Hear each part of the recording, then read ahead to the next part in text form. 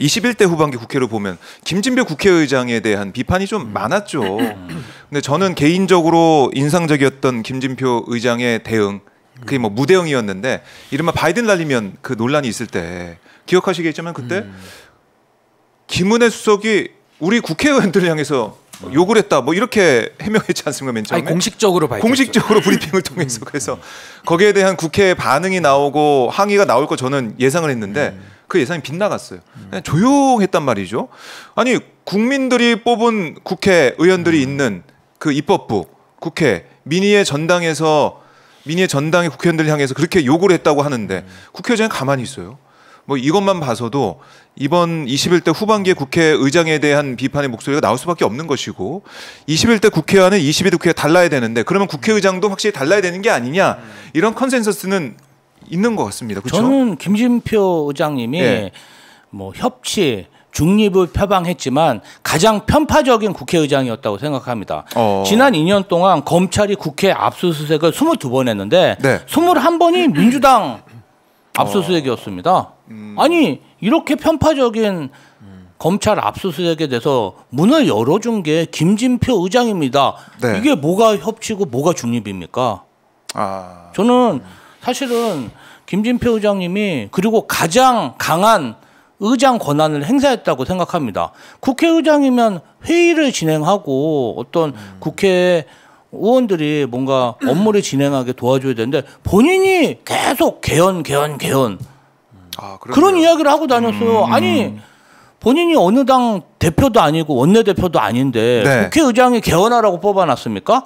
뭐만 하면 개헌하자고. 그러면 여태까지 개헌에 성공한 사례가 한 번도 없잖아요. 네. 6공화국 들어서. 그러면 30년 동안 시도는 했지만 아무도 성공하지 못한 거고 대통령도 아니고 당대표도 아니고 국회의장이 본인의 어떤 저는 내각제라고 보거든요. 내각제 개헌을 위해서 2년 동안 뛰었다. 자신의 정치적 이익을 위해서 뛰었다. 아니 그러면 이분이 뭐가 중립적이고 저는 국회의장으로서 빵점이라고 생각합니다. 빵점. 이제 지나고 나서 얘기하는 거지만 저는 빵점이라고 생각합니다. 네. 어떻게 김진표 의장 평가도 좀 해볼까요? 아니 근데 이제 저는 아까 네. 우리 앵커님 말씀하신 게 굉장히 중요한 부분 같은데 국회의 권위는 누가 세워주는 게 아니거든요. 네. 스스로 세우는 겁니다. 근데 이제 거기에 대한 지금 21대 국회가 역대 최악의 국회다라는 평가를 받고 있는데 그렇다고 김진표 의장이 가장 많은 책임을 저는 져야 된다. 그러면서 이제 그 연장선상에서 우리 뭐 김조 대변인이 말씀하신 그런 부분도 저는 충분히 문제 제기를 해야 된다고 보고 네. 홍보수석이 어떻게 보면 대통령실의 한 수석 아닙니까? 한 그렇죠. 수석이 국회의원들을 향해서 대통령이 이 XX 저 XX를 했다라는 그렇죠. 공식 확인을 했는데 여기에 대해서 국회의장이 그 욕을 들어먹으면서까지 가만히 숨만 쉰다? 그럼 의장직에서 내려왔었어야 돼. 그때 사실은 그거를 행정부에 대해서 야 좀 뭐 하는 거냐 한파 붙자 이 말을 못할 용기였으면은 내려오셨어야 된다는 거죠. 근데 그때 직을 보전하면서 숨만 쉬었기 때문에 이 국회 위상이 땅에 떨어졌다. 저 이 책임이 매우 크다고 보고 또 하나는 저는 이게 제일 큰 책임이라고 보는 게 대통령이 거부권을 9번을 썼습니다.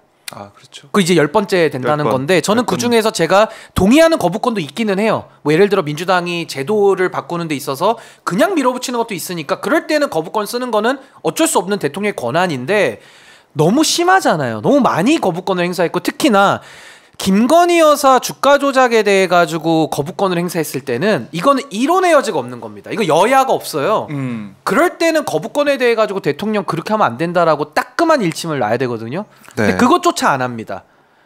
그러면서 이번에 최수근 상병 특검 때도 뭐 다행히도 이번에 의사봉을 잡아서 다행이었지만은 끝까지 쫄깃하게 무슨 뭐 영화 찍습니까? 끝까지 할 듯 안 할 듯 이렇게 하는 거는 전 김진표 의장이 굉장히 의사 진행 내지는 또 거부권 행사에 대해서 대통령에 대해서 입법부 수장으로서 항의할 건 항의를 했었어야 되는데 그걸 전혀 못했다.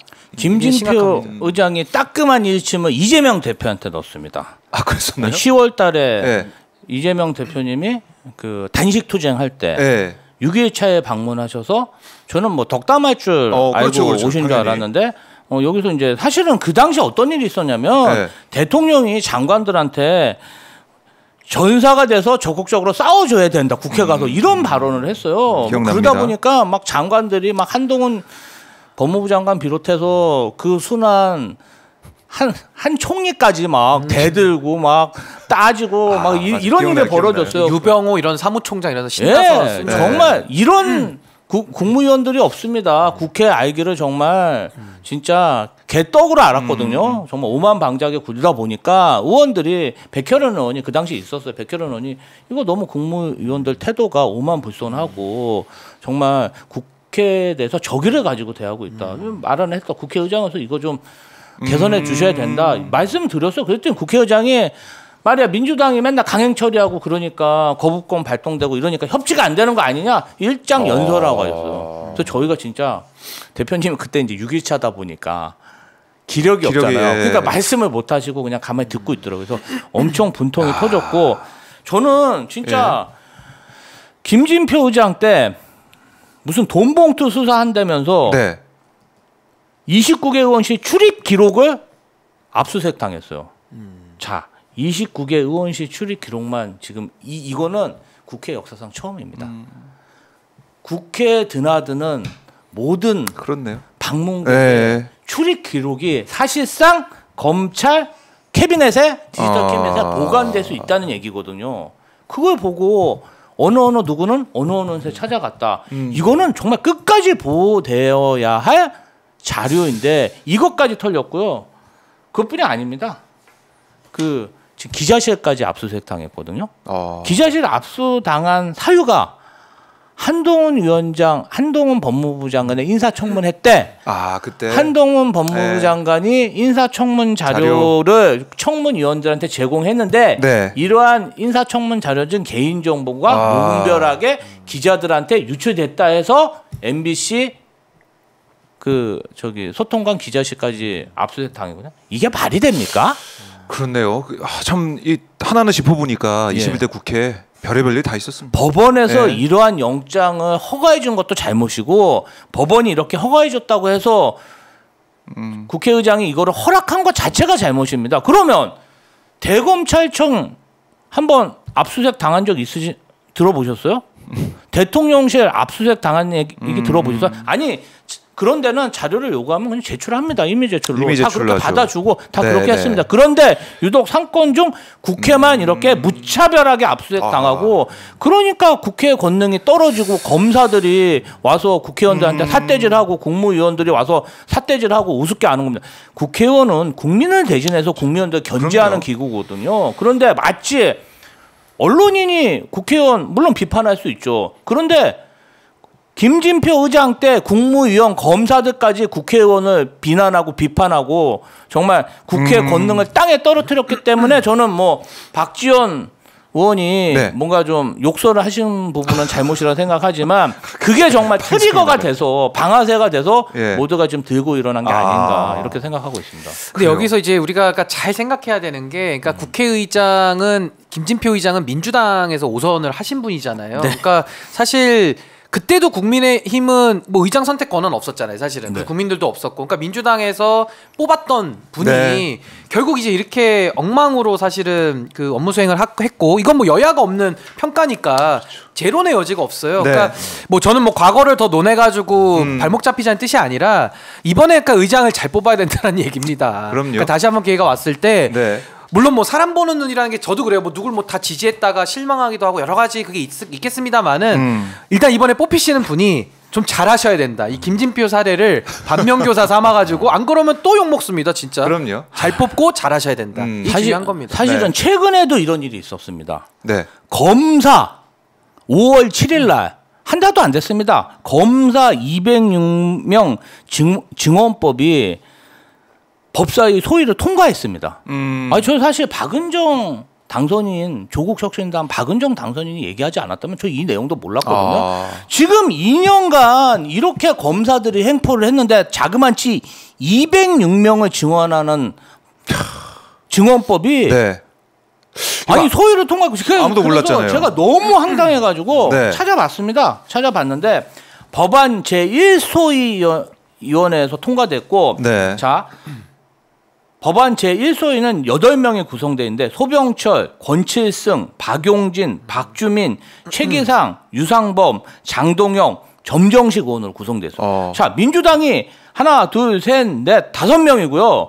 국민의힘이 3명입니다. 아하. 그런데 통과됐어요. 네. 이날 참석한 사람들 보면요. 소병철 의원, 권칠승 의원, 박주민 의원, 유상범 의원, 장동영, 정정식 의원 6명 참여했는데 네. 저는 사실 어떻게 이 정말 사실 이 여기 참석하신 우리 당 민주당 의원분들은 이 부분에 대해서 왜 검사 206 증언법을 찬성했는지에 대해서 네. 입장을 밝히셔야 된다고 생각합니다. 물론 제가 저희나 어떤 언론에서 오해할 수도 있겠죠. 그러나 공판 검사라고 해서 206명을 증언해 준다? 근데 그 공판 검사가 계속 공판 검사 하리라는 보장도 없는 거죠. 아니 그냥 파견 보내잖아요. 그렇죠.